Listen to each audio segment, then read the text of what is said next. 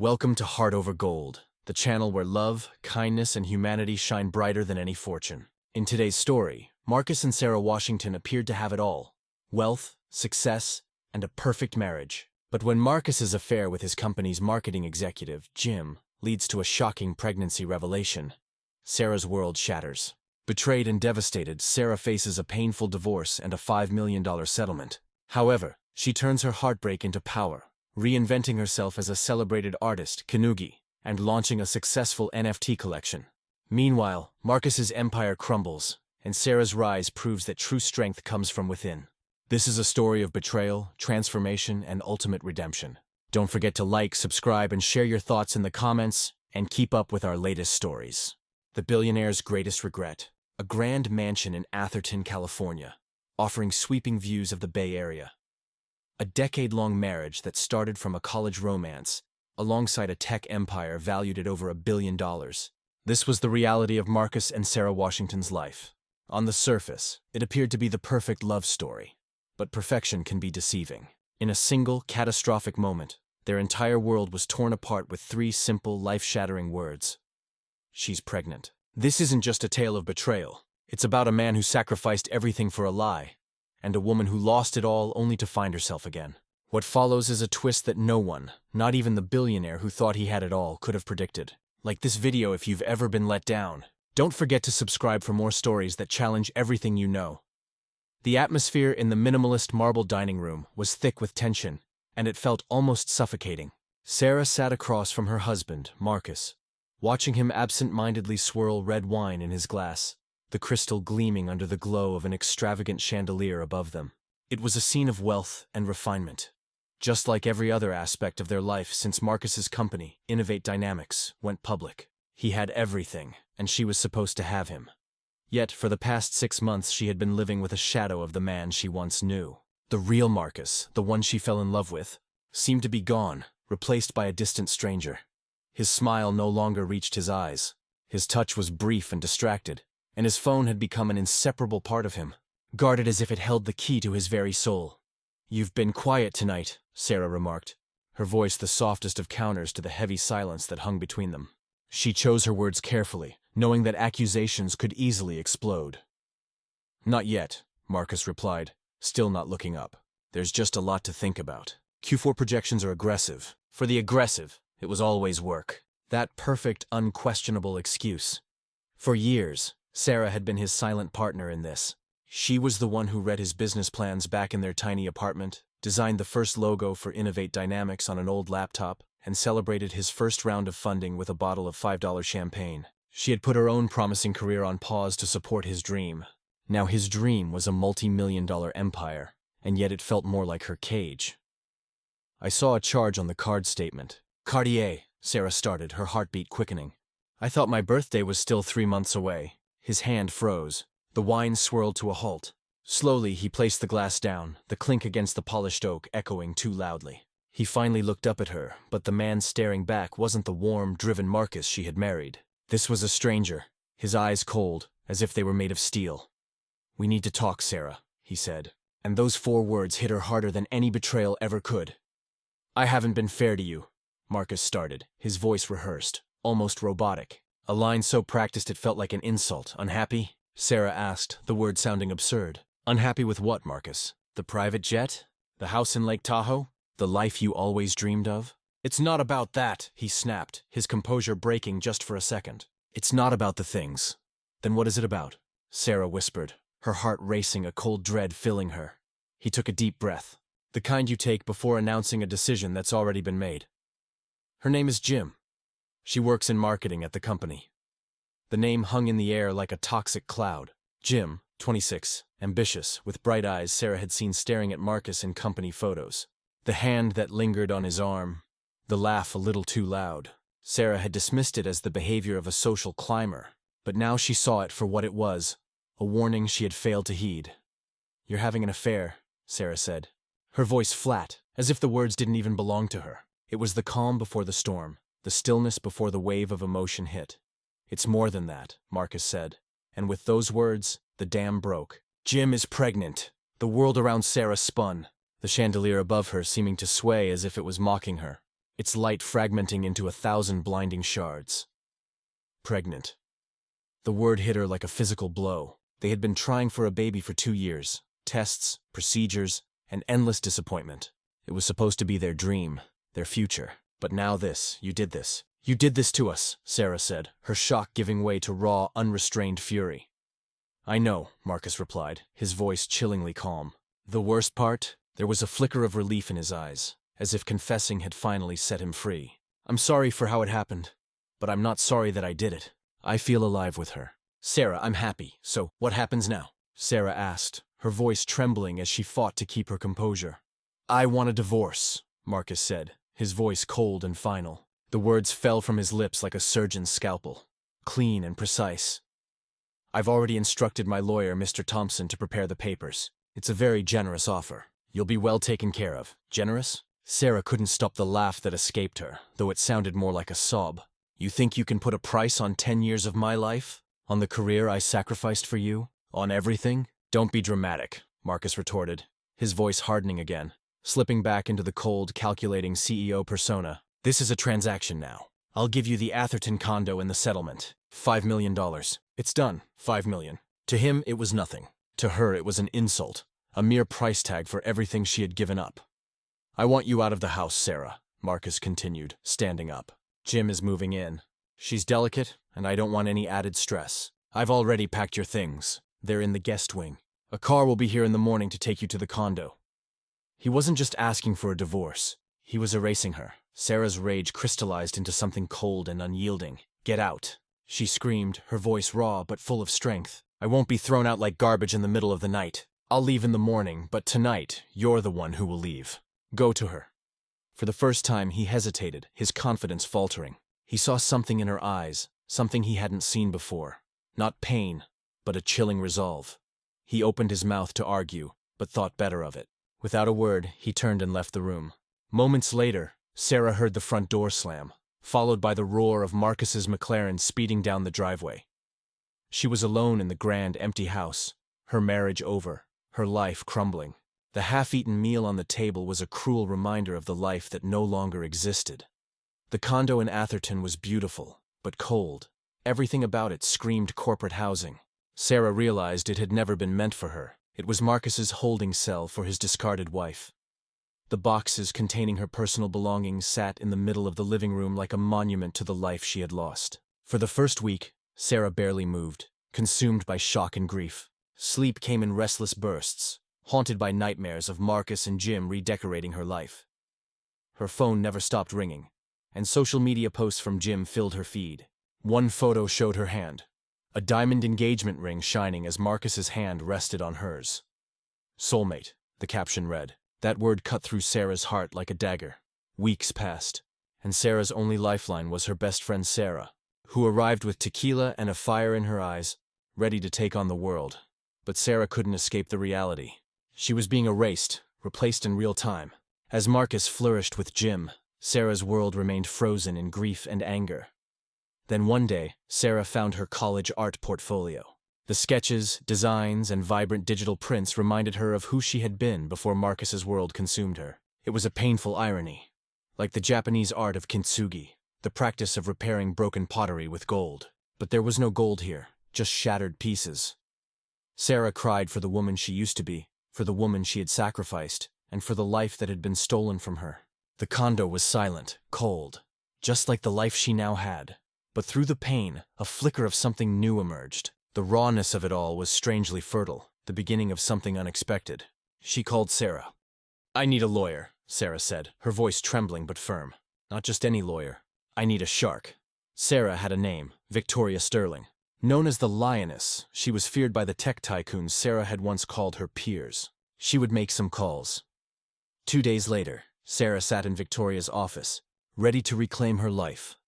Mr. Montgomery and his lawyer, Mr. Thompson, are operating on the assumption that you are a grieving, docile spouse who will accept the initial offer to avoid a messy public battle, Sterling said, her voice calm and measured.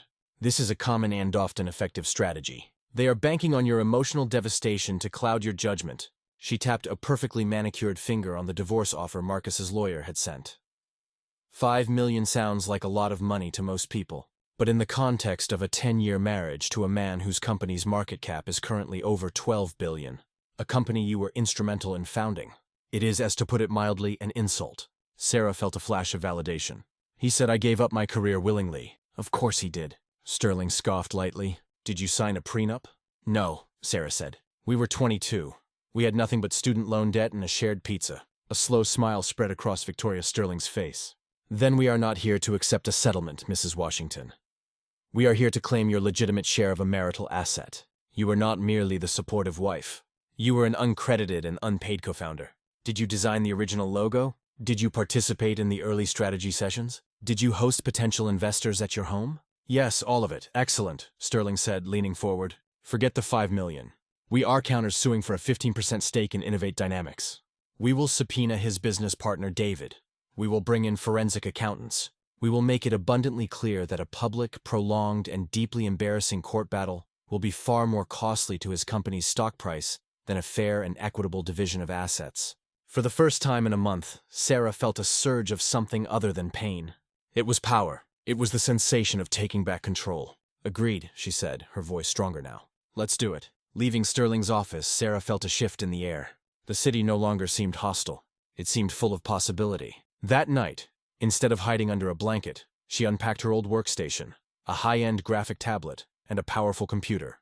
Gifts from Marcus in the early days when Hestel saw her talent as an asset, not a hobby. She dusted them off, plugged them in, and opened a blank digital canvas. Looking at the white screen, she thought of her Kanugi project from her college days. The idea of breakage made beautiful. Her own life was a shattered vase. What if she could put it back together? Not hiding the cracks, but illuminating them. Her fingers began to move across the tablet. She didn't draw, she fractured. She drew jagged, broken lines, hard and violent. Then, in the spaces between them, she began to paint.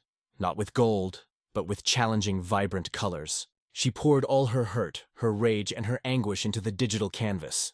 The result was chaotic, raw, and strikingly beautiful. It was a self-portrait of a fractured soul. She worked for hours, losing track of time, fueled by coffee and a burning sense of purpose. She created a second piece, this time depicting a gilded cage, its door ripped off the hinges, a single feather floating away.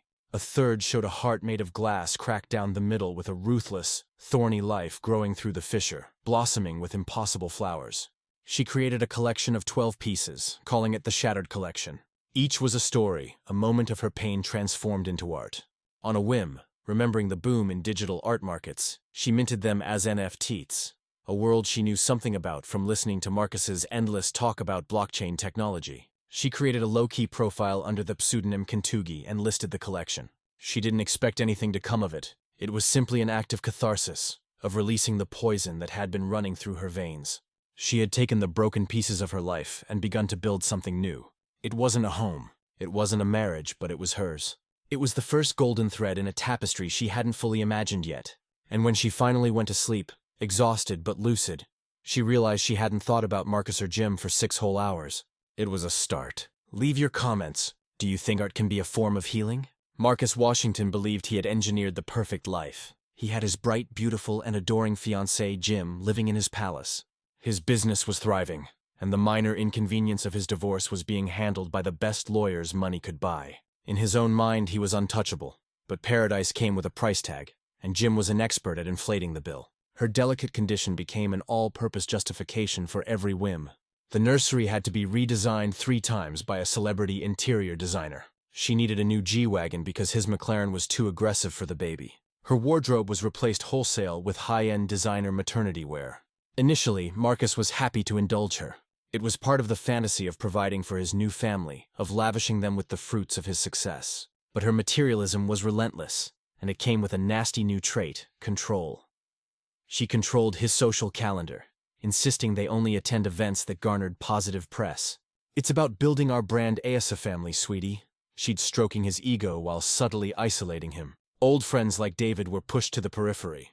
Jim found them gloomy and unsupportive. Why are you still talking to David?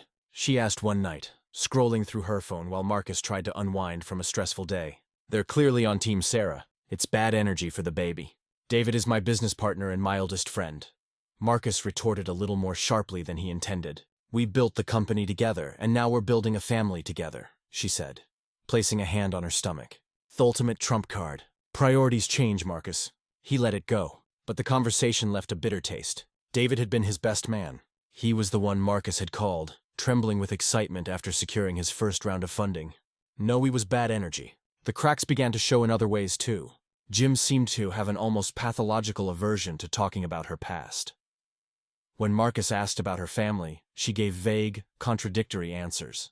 Her parents were retired and traveling, or they lived a quiet, off-grid life. She had no old friends she wanted to introduce him to, claiming she had cut out a lot of toxic people when she decided to get serious about her career. It all sounded plausible on the surface, the narrative of a self-made woman. But it felt hollow, like a backstory written for a movie character. The most jarring incident occurred during a routine ultrasound appointment. The doctor, a cheerful woman named Dr. Robertson, was pointing out the baby's features on the screen. "And here's the heartbeat, strong and steady at X beats per minute," she said. "Everything looks perfectly on track for 22 weeks. Marcus smiled, squeezing Brooke's hand. But she only smiled tightly. 22 weeks? Are you sure? My old doctor, Dr. Mason, thought I was a little further along." Dr. Robertson pulled up her chart. "Well, all the measurements are consistent with the date of conception, around mid-February. Is Dr. Mason your regular OBG? "Oh, he was just at a clinic I went to when I first found out," Brookie said quickly, shooting a nervous glance at Marcus. "It was just a quick checkup before I could see you." Marcus didn't think much of it at the time, lost in the wonder of seeing his son on the screen. But the detail lodged itself in the back of his mind, mid-February. He and Jim had started their affair in January, but it had been sporadic. He'd been traveling on business for the first 2 weeks of February, a big tech conference in Germany. He was sure of it. The date was tight, very tight. He tried to bring it up casually on the drive home. "Didn't realize we were together in mid-February. Thought I was in Berlin that whole time." Jim let out a fragile laugh. "Oh, darling, you and your crazy schedule. You flew back in the 14th. Remember Valentine's Day? You said you had to be back for a critical meeting. You came over to my condo that night. It was so romantic." He searched his memory. He did fly back for a critical meeting. But did he go to her place? The days blurred together in a fog of jet lag and work. It was possible. Her confidence seemed to settle his momentary doubt. But the seed was planted. A small, insidious sliver of distrust. He began to notice little things. The way she angled her phone away from him when she texted. A whispered phone call that ended abruptly when he walked into the room, claiming it was just my mom. One evening, he came home early and found her in a heated argument on the phone out in the garden. He couldn't hear the words, but her body language was tense, angry. When she saw him, she immediately hung up, her face pale. "Who was that?" he asked, keeping his tone light. "Just a telemarketer," she lied, forcing a bright smile. Incredibly persistent. You know how they are. He knew she was lying. And in that moment, standing on the perfectly manicured lawn of his perfect home, looking at his perfect fiancée, Marcus felt a cold knot of panic tighten in his stomach. The paradise he had built was beginning to feel like an elaborate stage set, and he was starting to suspect he was the only one who didn't know the script. The sliver of doubt in Marcus's mind festered. Her lies, once easily dismissed, now echoed in the vast, silent spaces of the mansion. He began to pay closer attention. Not like a devoted fiancé, but like a CEO analyzing a potential security threat. The catalyst for his investigation was surprisingly mundane. He was looking for an iPad charger in the drawer on Brooke's side of the bed beneath a pile of magazines. His fingers brushed against another phone. It was an older model, one he didn't recognize. His heart hammered against his ribs. There was no legitimate reason for her to have a second secret phone. With trembling hands, he picked it up. It was password protected, of course, but people were predictable. He tried her birthday. No luck. He tried his nothing. He tried the baby's due date. The screen unlocked. His blood ran cold. The phone was a treasure trove of deception. There were threads of text messages dating back months with a contact saved simply as M. The conversations were sickeningly familiar, full of pet names and inside jokes. But it was the financial talk that made him physically ill. "M, did I buy you the ring yet? Needs to be at least 5 carats. Don't settle, Jim. I'm working on it. He's so obsessed with the miracle baby. He'd buy me the whole store if I cry a little. M, rent is due. Did you get the transfer? Jim sent it this morning. Told him it was for a prenatal wellness retreat. He didn't even blink. And then the message that vaporized his world from late February. Are you sure this is going to work? The timing is risky. If he finds out it's mine, Jim, he was out of the country. His memory of that week is a blur. He wants this baby more than anything. He'll believe what he wants to believe. We just have to stick to the story. Our baby is going to have the life we deserve. Mark, I promise. Mark, The baby was Mark's. Marcus sank onto the edge of the bed, the phone feeling like a lead weight in his hand. He couldn't breathe. Every loving gesture, every shared moment of excitement over his baby was a lie. He wasn't building a family. He was financing someone else's. He was the victim in the most elaborate, intimate scam imaginable. The fury that rose in him was volcanic, burning away every last trace of affection he had ever felt for Jim. He needed proof. Concrete, undeniable proof. He remembered David's offer months ago. Swallowing his pride, he made the call. "David," he said, his voice tight. "I need your help. It's about Jim." David listened patiently while Marcus recounted his discovery. His voice was devoid of any judgment. "I told you just a friend. I have a contact," David finally said. "A private investigator, very discreet, very thorough. His name is Robert Vance. I'll send you his number." While Marcus's world was imploding, Sarah's was expanding in ways she could never have imagined. Her NFT collection, the Shattered Collection, had gone viral. It was first noticed by a prominent art blogger who wrote a brilliant piece about the raw, emotional power of theanonymous artist Kanugi. In a world of cartoon apes and pixelated memes, the blog read, "Kanugi's work is a bolt of authentic human emotion. It is a testament to the beautiful, challenging power of turning pain into art. This isn't just digital art, it's a digital soul laid bare." From there, it exploded. The collection sold out within a week, fetching sums that left crypto millionaires and traditional art collectors alike scrambling for pieces. The anonymity only fueled the fire. Who was Kugi? What was the story behind the pain? Soon, major art publications were writing about her. A gallery in the San Francisco Arts District reached out, offering her a solo show, a physical display of her digital work on high-definition screens. Sarah, with the guidance of her lawyer, Victoria Sterling, who had now become a trusted advisor, formed a company. She hired Asmal Team. She used the profits from the NFT sales to quietly invest in a creative technology startup specializing in immersive digital art experiences. She was no longer the discarded wife living in a condo. She was Kanugi, a celebrated artist. She was an investor. She was the CEO of her own life. She had taken the insult of the $5 million and was on track to turn it into a $50 million empire. All while Marcus remained completely oblivious. Her pain hadn't just been catharsis. It had become her capital, and it was about to pay dividends he could never have conceived. Subscribe to the channel if you believe the best revenge is success. Robert Vance, the private investigator, was Eamon, who looked like he blended into the background. He was average in every way, which for his line of work made him exceptional. He met Marcus at a nondescript diner, scribbled down the details with a few quiet grunts, and promised to be in touch. Less than 48 hours later, the first email arrived. It was a background check on Jim Adams. Her real name was Jim Kowalski. Her parents were not off-grid travelers. They lived in a Valencia, California suburb, and her father was a retired mail carrier. She had a mountain of credit card debt from 3 years prior, most of which had been mysteriously paid off in the last 6 months. And she had an on-again, off-again boyfriend, a part-time fitness instructor and aspiring actor named Mark Sanchez. A photo was attached. It was a man Marcus had seen before. A handsome, generic-looking guy from the gym Jim insisted they join. The second email arrived a day later, and it was the confirmation. Vance, through means Marcus didn't want to know about, had acquired a copy of the intake form from that first clinic Jim had mentioned to Dr. Robertson. She had listed an emergency contact. The name was Mark Sanchez. The relationship was listed as partner, but Vance wasn't finished. The final piece of the report was a series of photographs taken over the last 2 days. They showed Jim meeting Mark Sanchez in a San Francisco park. In the photos, they weren't just talking, they were kissing. In one shot, Mark's hand rested on Brooke's pregnant stomach, a look of genuine affection on his face. He was looking at his son. Marcus felt a strange, chilling calm descend upon him. The rage was still there, a molten core deep down, but on the surface his mind was crystal clear. The CEO took over. This was no longer a personal betrayal. It was a hostile takeover of his life, and he was about to liquidate the assets. He returned home that night and acted as if nothing was wrong. He asked about her day, rubbed her feet, and listened to her complain about the catering for the upcoming baby shower. He played the role of the devoted fool one last time. Every word a lie, every touch a performance. All the while, he was planning. The next day, he told Jim he had a surprise for her. One last romantic getaway before the baby. A car would pick them up at 6 p.m. for a private flight. She was ecstatic, immediately rushing off to pack. At 5:00 p.m., Marcus stood in the center of the vast living room. On the large marble coffee table, he had placed prints of the photographs of her and Mark. He placed the burner phone next to them, and beside that, a copy of the clinic intake form. Jim floated down the stairs, radiant in a new designer dress.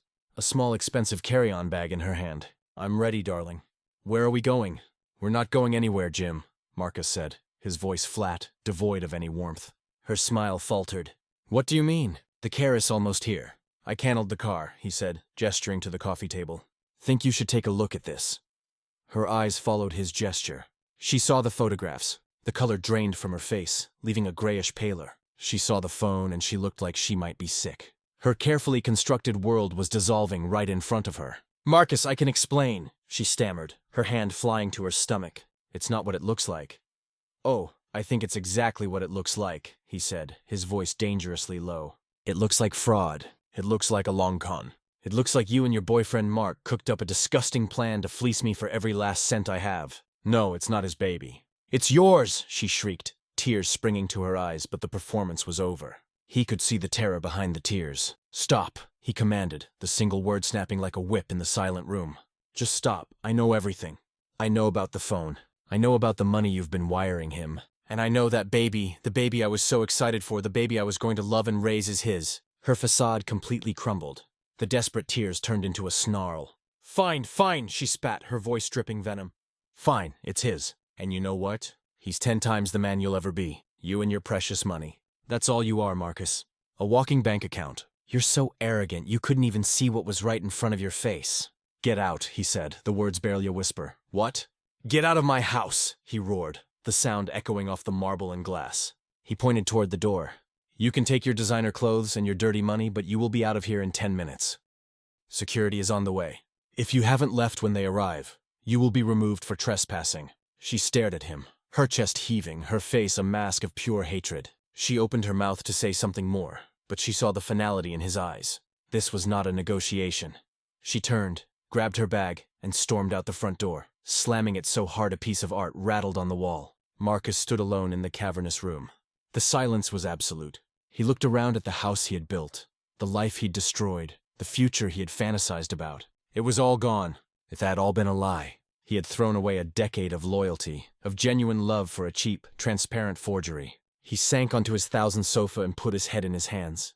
He wasn't a king in his castle. He was a fool in an empty museum of his own mistakes. And for the first time since Sarah had left, he felt a pain so deep it was physical. It wasn't just the pain of being scammed. It was the crushing, suffocating weight of his own monumental stupidity. The months following Brooke's explosive departure blurred into a featureless gray stretch of time for Marcus. The cavernous Athetherton mansion, once a symbol of his triumph, became his tomb. Silence was the new occupant, and it was a loud, suffocating presence. He walked the marble halls, his footsteps echoing, and saw ghosts in every corner. The ghost of Sarah's quiet warmth in the library, the ghost of Brooke's shrill laughter by the pool, the ghost of the man he used to be in every reflective surface. His professional life began to mirror his personal decay. The laser focus that had driven Innovate Dynamics to stratospheric heights was gone, replaced by a distracted, irritable lethargy. He sat in board meetings staring at spreadsheets and projections. But his mind was elsewhere, reliving the twin betrayals, the one he had committed and the one he had suffered. His team noticed. His investors noticed. The market, a ruthless and unsentimental beast, certainly noticed. For the first time since its IPO, Innovate Dynamics missed its quarterly earnings projection. It wasn't a catastrophic failure, but it was a crack in the pristine facade of invincibility he had so carefully built. The stock, once a rocket, began to drift sideways. Then to fall. Whispers began on the exchange, quiet at first, then growing in volume. What was wrong with Marcus Washington? He was drowning in loneliness, a condition he had never experienced. In his isolation, his mind played a cruel trick. He began to sanctify the memory of Sarah. He erased the image of Thesmart, strong partner he'd grown bored with, and replaced it with a romantic portrait of a gentle, wronged saint. He recalled their early days in the small apartment, her unwavering belief in him, her hand on his back as he rehearsed speeches for investors. He conveniently forgot the years he had taken her for granted, the coolness with which he had dismissed her dreams, and the brutal surgical way he had excised her from his life.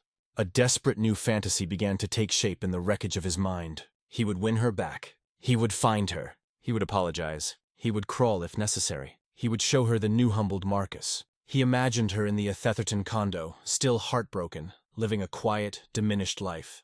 He imagined her falling into his arms, forgiving him in a torrent of relieved tears. The sheer arrogance of this fantasy never occurred to him. The call that solidified his delusional plan came on a Tuesday afternoon. It was his lawyer, Mr. Thompson. "Good news, Marcus," Thompson said, his voice crisp and professional. "We've received final communication from Sterling and Associates. They are withdrawing the counter-suit." Marcus sat straighter in his leather office chair. "They're withdrawing it, all of it. The 15% stake, correct.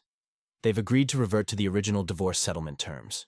A clean break. The $5 million payment in exchange for a full waiver of any future claims on your assets or the company. I have the documentation right here. It's the best possible outcome." Marcus barely heard the last part. His mind was racing, fitting this news into his desired narrative. She was giving up. Why would she give up such a potentially lucrative fight to him? The answer was obvious. She couldn't go through with it. She still loved him. The money, the company, none of it mattered more than the memory of what they once had. This wasn't a legal strategy. It was an act of mercy. A flag of white from the heart. "Prepare the transfer," Marcus said, a surge of adrenaline clearing the fog in his head. Instantly, he ended the call, his plan now in motion. He wouldn't just send the money.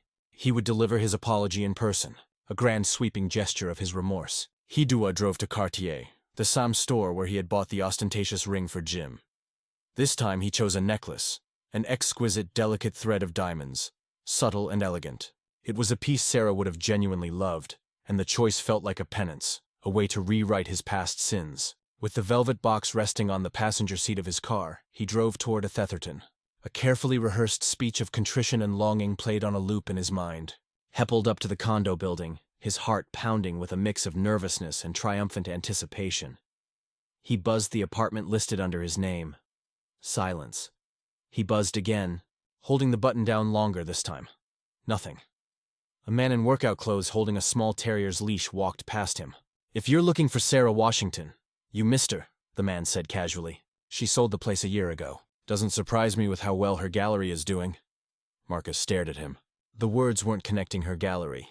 "Yeah, the Washington Gallery downtown in the Arts District," the man said, pulling his dog away from a flower pot. "Big opening. It was all over the news. My wife dragged me to it. Pretty incredible stuff, actually." The man kept walking, leaving Marcus standing on the pavement, the rehearsed speech dissolving on his tongue. He fumbled for his phone. His fingers felt thick and clumsy. He pulled up a browser and for the first time in nearly a year, typed Sarah's name into the search bar. The world tilted. It wasn't a gentle stream of information. It was a tidal wave. Forbes from heartbreak to high-tech. Thune masking of art phenomenon. Kinugi. Artnet News. Sarah Washington shatters records and expectations with the shattered collection tech crunch. Washington creative blindsides market with acquisition of immersive tech firm Aperture. Link after link, photo after photo, photo. There she was accepting an award. There she was on a panel with other tech innovators. There she was, standing in front of a colossal, vibrant screen of digital art, her art. She wasn't grieving in a condo. She was a titan, a sensation. He scrolled, mesmerized and horrified through images of her work. He saw his own cruelty, his own betrayal reflected in them, transformed into jagged, beautiful, and incredibly valuable art. He found the gallery address. The drive downtown was an out-of-body experience. He parked the car, the Cartier box on the seat now looking like a pathetic, insulting toy. The gallery was impossible to miss. A sleek, minimalist facade of black steel and glass with a single word glowing in elegant white neon. Harrington. A line of well-dressed patrons snaked down the sidewalk, waiting to get in. Marcus didn't wait. He walked straight to the entrance, a ghost of his former entitlement carrying him forward. He gave his name to the stunned young woman at the door, and the flash of recognition and shock in her eyes was enough for him to be waved through. The interior was buzzing with the low hum of money and prestige. Waiters circulated with trays of champagne. The air was thick with conversation about artistic intent and market value, and everywhere on massive state-of-the-art screens washerwork. His life with her shattered and reassembled. He saw a piece depicting a single elegant chair being violently scraped across a marble floor. He saw another of a gilded cage, its door ripped off the hinges. He was standing inside a museum dedicated to his own failure. Then across the crowded room, he saw her. She was the calm center of the storm, talking to a small group of people, a champagne flute held loosely in her hand. She wore a simple, impeccably tailored black dress. She looked stronger, healthier, and more radiant than he had ever seen her. The deep, lingering sadness he had grown accustomed to in her eyes was gone, replaced by a sharp, bright light.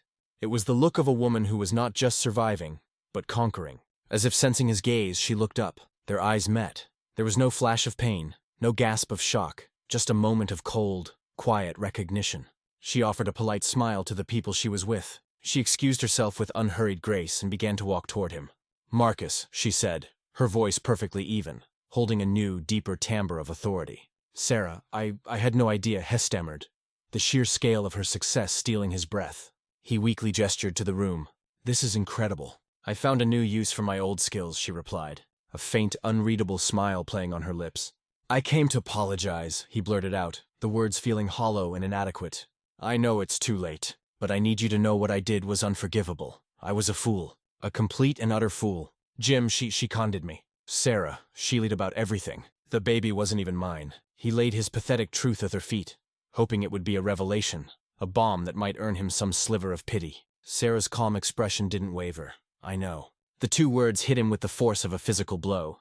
He froze, his mind struggling to process it. "You know, Marcus, I own a business now. I do my due diligence," she said, her voice dropping slightly, drawing him into a bubble of conspiracy amidst the crowd.